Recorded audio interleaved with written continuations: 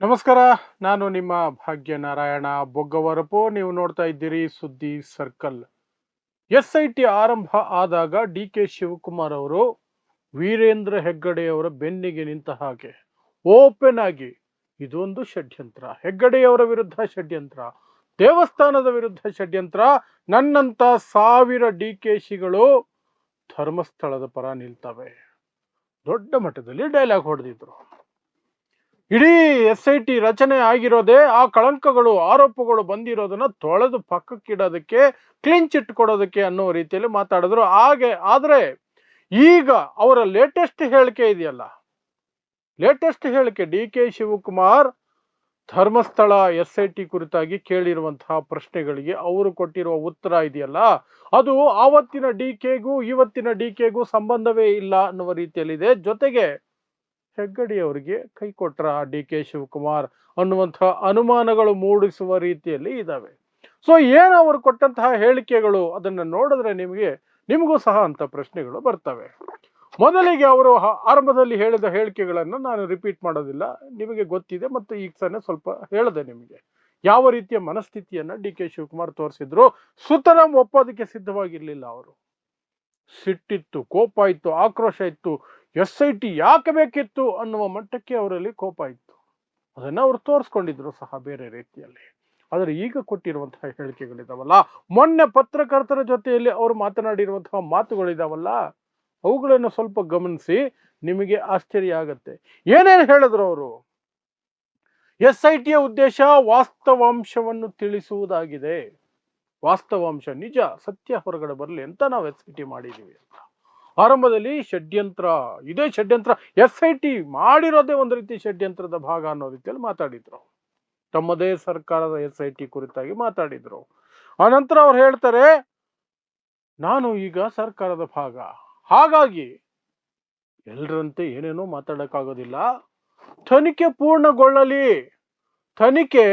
ಪೂರ್ಣಗೊಳ್ಳಲಿ, ಆ ನಂತರ ಗೃಹ ಮಂತ್ರಿಗಳು ಹೇಳಿಕೆ ಕೊಡ್ತಾರೆ, ಮುಖ್ಯಮಂತ್ರಿಗಳು ಹೇಳಿಕೆ ಕೊಡ್ತಾರೆ, ಅದಾದ ನಂತರ ನಾನು ಪ್ರತಿಕ್ರಿಯಿಸ್ತೀನಿ. ತನಿಖೆ ಮುಗಿಯುವ ಮೊದಲೇ ಪ್ರತಿಕ್ರಿಯೆ ನೀಡೋದರಲ್ಲಿ ಅರ್ಥ ಇಲ್ಲ ಅಂತ DK ಶಿವಕುಮಾರ್ ಹೇಳ್ತಿದ್ದಾರೆ. ಧರ್ಮಸ್ಥಳದ ಕುರಿತಾಗಿ ತನಿಖೆ ಮುಗಿಯುವವರೆಗೆ ಮಾತಾಡೋದ್ರಲ್ಲಿ ಅರ್ಥನೇ ಇಲ್ಲ ಅಂತ DK ಶಿವಕುಮಾರ್ ಹೇಳ್ತಾ ಇದ್ದಾರೆ. ಒಂದೊಂದೇ ಪಾಯಿಂಟ್ ಕ್ಯಾಚ್ ಮಾಡ್ಕೊಳ್ಳಿ. ಆನಂತರ ಹೇಳ್ತಾರೆ, ಒಂದಷ್ಟು ಬುರುಡೆಗಳನ್ನ ದೆಹಲಿಗೆ ಕಳಿಸ್ಕೊಟ್ಟಿದಾರಲ್ಲ, ಅಲ್ಲಿಂದ ವರದಿ ಬರಲಿ, ಅರ್ಜೆಂಟ್ ಏನು, ಆಮೇಲೆ ಸತ್ಯಾಂಶ ಹೊರಗಡೆ ಬರುತ್ತೆ, ಅದೆಲ್ಲವೂ ಆದ್ಮೇಲೆ ಮಾತಾಡೋಣ, ಈಗ ಬೇಡ, ನಾನು ಸರ್ಕಾರದ ಭಾಗವಾಗಿ ಏನೇನೋ ಮಾತಾಡೋಕ್ಕಾಗೋದಿಲ್ಲ ಅಂತ ಈಗ ಹೇಳ್ತಿದ್ದಾರೆ. 2 ತಿಂಗಳ ಹಿಂದೆ ಅವರ ಹೇಳಿಕೆಗೂ ಈ ಹೇಳಿಕೆಗೂ ಎಲ್ಲಾದ್ರೂ ಒಂದು ಚೂರಾದ್ರೂ ಲಿಂಕ್ ಇದೆಯಾ, ಸಂಬಂಧ ಇದೆಯಾ? ಅದೇ DK ಶಿವಕುಮಾರ, ಇವತ್ತು DK ಶಿವಕುಮಾರ ಇಬ್ರು ಒಂದೇನಾ ಅಂತ ಅನುಮಾನ ಬರುವ ಮಟ್ಟಕ್ಕೆ DK ಶಿವಕುಮಾರ್ ಬೇರೆ ಬೇರೆ ಮಾತುಗಳನ್ನ ಆಡ್ತಿದ್ದಾರೆ. ತನಿಖೆ ಮುಗಿಯುವವರೆಗೆ ನಾನು ಪ್ರತಿಕ್ರಿಯೆ ಕೊಡೋದಿಲ್ಲ, ತನಿಖೆ ಮುಗಿಲಿ ಅಂತ ಹೇಳ್ತಾ ಇದ್ದಾರೆ. ಸೊ ಅಲ್ಲಿಗೆ ಏನು ಅರ್ಥ ಕೊಡ್ತಾ ಇದೆ? ನೀವು ಕ್ರೋನಾಲಜಿಯನ್ನು ಅರ್ಥ ಮಾಡ್ಕೊಳ್ಳಿ. ಮೊದಲಿಗೆ ಮೊನ್ನೆ 2 ದಿನಗಳ ಹಿಂದೆ ವೀರೇಂದ್ರ ಹೆಗ್ಗಡೆಯವರು ಅಪರೂಪಕ್ಕೆ ಒಂದು ಪತ್ರಿಕಾಗೋಷ್ಠಿಯನ್ನ ಕರೀತಾರೆ. ಅವರು ಯೂಶುವಲ್ ಆಗಿ ಪತ್ರಿಕಾಗೋಷ್ಠಿಯನ್ನ ಕರೆಯೋದಿಲ್ಲ, ಒಂದು ವಿಡಿಯೋ ಮಾಡಿ ಅದನ್ನ ಹಂಚ್ಕೊಳ್ತಾರೆ ಎಲ್ಲ ಪತ್ರಿಕೆಗಳಿಗೆ ಅಥವಾ ಮಾಧ್ಯಮಗಳಿಗೆ, ಅಥವಾ ಒಂದು ಮಾಧ್ಯಮಕ್ಕೆ ಇಂಟರ್ವ್ಯೂ ಕೊಡ್ತಾರೆ, ಅದರಲ್ಲಿ ಬರೋ ಹೇಳಿಕೆನ ಎಲ್ಲರೂ ಸಹ ಕ್ಯಾರಿ ಮಾಡ್ತಾರೆ. ಅದು ಬಿಟ್ರೆ ಎಲ್ರೂ ಕರೆದು ಒಟ್ಟಿಗೆ ಕೂರಿಸ್ಕೊಂಡು ಸುದ್ದಿಗೋಷ್ಠಿ ಮಾಡಿರೋದು ಬಹಳ ಬಹಳ ಬಹಳ ಅಪರೂಪ. ಅಂಥ ಒಂದು ಸುದ್ದಿಗೋಷ್ಠಿ ಮಾಡಿ ತಮ್ಮನ್ನು ತಾವೇ ಡಿಫೆಂಡ್ ಮಾಡ್ಕೊಳ್ತಾರೆ, ನಾನು ಸತ್ಯವಂತ ಅಂತ ಹೇಳ್ಕೊಳ್ಳುವಂತಹ ಪ್ರಯತ್ನವನ್ನು ಮಾಡ್ತಾರೆ. ಅದರ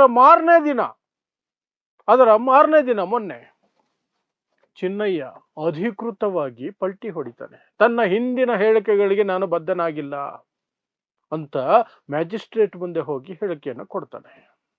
3 ಗಂಟೆಗಳ ಹೇಳಿಕೆಯನ್ನು ದಾಖಲಿಸ್ತಾನೆ. ಯಾವ ಹೇಳಿಕೆಗಳು ಅಂದ್ರೆ, ನಾನು ಹಿಂದೆ ಕೊಟ್ಟಿದ್ನಲ್ಲ, ಆರಂಭದಲ್ಲಿ ಬುರುಡೆ ತೆಗೆದುಕೊಂಡು ಬಂದ ತಕ್ಷಣ, SIT ರಚನೆ ಆದ ತಕ್ಷಣ ಮ್ಯಾಜಿಸ್ಟ್ರೇಟ್ ಮುಂದೆ ಕೊಟ್ಟಿದ್ನಲ್ಲ ಹೇಳಿಕೆ, ಅದಕ್ಕೆ ನಾನು ಬದ್ಧನಾಗಿಲ್ಲ, ಉಲ್ಟಾ ಹೊಡಿತಾನೆ. ಮೊದಲಿಗೆ ಹೆಗ್ಗಡೆಯವರ ಸುದ್ದಿಗೋಷ್ಠಿ, ನನ್ನಿಂದ ಏನು ತಪ್ಪಾಗಿಲ್ಲ, ನನ್ನ ಮೇಲೆ ಷಡ್ಯಂತ್ರ ನಡೀತಾ ಇದೆ, ನನ್ನ ಮೇಲೆ ಯಾಕಿಷ್ಟು ದ್ವೇಷ, ಯಾರು ಮಾಡ್ತಿದ್ದಾರೆ ಈ ಎಲ್ಲ ಪ್ರಶ್ನೆಗಳನ್ನು ಅವ್ರು ಕೇಳ್ತಾರೆ. ಮಾರನೇ ದಿನ ಚಿನ್ನಯ್ಯ ಉಲ್ಟಾ ಹೊಡಿತಾನೆ. ಸಾಕ್ಷಿ, ಮುಖ್ಯ ಸಾಕ್ಷಿ ಉಲ್ಟಾ ಹೊಡೆಯುವಂತಹ ಹೇಳಿಕೆಗಳು ಬರ್ತವೆ. ಅದಕ್ಕೆ ಮಾರನೇ ದಿನ ಡಿ ಕೆ ಶಿವಕುಮಾರ್ ತನಿಖೆ ಮುಗಿಲಿ, ಅಲ್ಲಿವರೆಗೆ ಏನೂ ಮಾತಾಡೋದಿಲ್ಲ, ನಾನು ಸರ್ಕಾರದ ಭಾಗವಾಗಿ ಏನೇನೋ ಮಾತಾಡೋಕ್ಕಾಗೋದಿಲ್ಲ. ಈಗ ನೆನಪಾಯ್ತಾ ಇವರಿಗೆ ಸರ್ಕಾರದ ಭಾಗ ಅಂತ. ಸೊ ಇಷ್ಟೆಲ್ಲ ಕ್ರೋನಾಲಜಿಯನ್ನು ನೀವು ಅರ್ಥ ಮಾಡಿಕೊಂಡ್ರೆ ನಿಮಗೆ ಬರಬಹುದಾದ ಅತಿ ದೊಡ್ಡ ಮುಖ್ಯ ಮತ್ತು ಏಕೈಕ ಅನುಮಾನ, ಹೆಗ್ಗಡೆಯವರಿಂದ ಡಿ ಕೆ ಶಿ ಅಂತರ ಕಾಯ್ದುಕೊಳ್ತಿದ್ದಾರಾ ಯಾಕೆ ಅನ್ನುವ ಪ್ರಶ್ನೆಗಳು ಬರ್ತವೆ. ಬಂಗ್ಲೆಗುಡ್ಡೆಯಲ್ಲಿ ಸಿಕ್ಕಿರುವಂತಹ ಸಾಕಷ್ಟು ಅಸ್ಥಿಪಂಜರಗಳು ಅಥವಾ ಮೂಳೆಗಳು, ಅವಶೇಷಗಳು, ಮಾನವ ಅವಶೇಷಗಳು ಕಾರಣನ? SIT ಇಂದ ಬೇರೆ ಏನಾದರೂ ಮಹತ್ತರವಾದಂತಹ ಮಾಹಿತಿ ಡಿ ಕೆ ಶಿವಕುಮಾರ್ ಅವರಿಗೆ ಬಂದಿದೆಯಾ? ಡಿ ಕೆ ಶಿವಕುಮಾರ್ ಅವರಿಗೆ ಬೇರೆ ರೀತಿಯ ಅನುಮಾನಗಳು ಕಾಡ್ತಾ ಇದ್ದಾವ? ನಾನು ಏನೋ ಮಾಡೋಕೆ ಹೋಗಿ ಏನೋ ಆಗೋ ರೀತಿಯಲ್ಲಿದೆ ಅನ್ನುವಂತಹ ಅನುಮಾನ ಕಾಡ್ತಿದೆಯಾ? ಅಥವಾ ಎಲ್ಲ ಮುಗಿದಾಗಿದೆ, ಕ್ಲೀನ್ ಚಿಟ್ ಬರೋದೊಂದೇ ಬಾಕಿ ಇದೆ, ಕ್ಲೀನ್ ಚಿಟ್ ಬರುತ್ತೆ, ಅದರ ಒಳಗಡೆ ನಾನು ಏನು ಮಾತಾಡೋಕೆ ಹೋಗಬಾರ್ದು, ಕ್ಲೀನ್ ಚಿಟ್ ಇನ್ನೇನು ಬರೋದ್ರಲ್ಲಿದೆ, ಬಂದ್ಬಿಡುತ್ತೆ, ಮಾತಾಡೋಣ, ಒಟ್ಟಿಗೆ ಮಾತಾಡೋಣ, ಅದಕ್ಕಿಂತ ಮೊದಲು ನಾನು ಹೇಳೋದಕ್ಕಿಂತ ಗೃಹ ಮಂತ್ರಿ ಮುಖ್ಯಮಂತ್ರಿ ಬಾಯಿಂದನೇ ಹೇಳಿಸಿ ಆನಂತರ ನಾನು ಹೇಳ್ಬಿಟ್ರೆ ಇನ್ನೂ ಚೆನ್ನಾಗಿರುತ್ತೆ ಅನ್ನುವ ಯೋಚನೆನ? ಆ ರೀತಿ ಸಹ ನಾವು ಇದನ್ನು ನೋಡಬೇಕಾಗತ್ತೆ, ಎರಡೂ ಕಡೆ ನೋಡಬೇಕಾಗತ್ತೆ. ಒಂದು, ಹೆಗ್ಗಡೆಯವರಿಗೆ, ವೀರೇಂದ್ರ ಹೆಗ್ಗಡೆಯವರಿಗೆ ಕಂಪ್ಲೀಟ್ ಆಗಿ ಕೈ ಕೊಟ್ಟಿದ್ದಾರೆ, ಅಥವಾ ತನಿಖೆನ ಒಂದು ಲೆವೆಲ್ಗೆ ಅವರಿಗೆ ಬೇಕಾದ ರೀತಿಯಲ್ಲೋ ಅಥವಾ ಯಾರಿಗೆ ಬೇಕಾದ ರೀತಿಯಲ್ಲೋ ಅದನ್ನು ಮಾಡ್ಕೊಂಡಿದ್ದಾರೆ.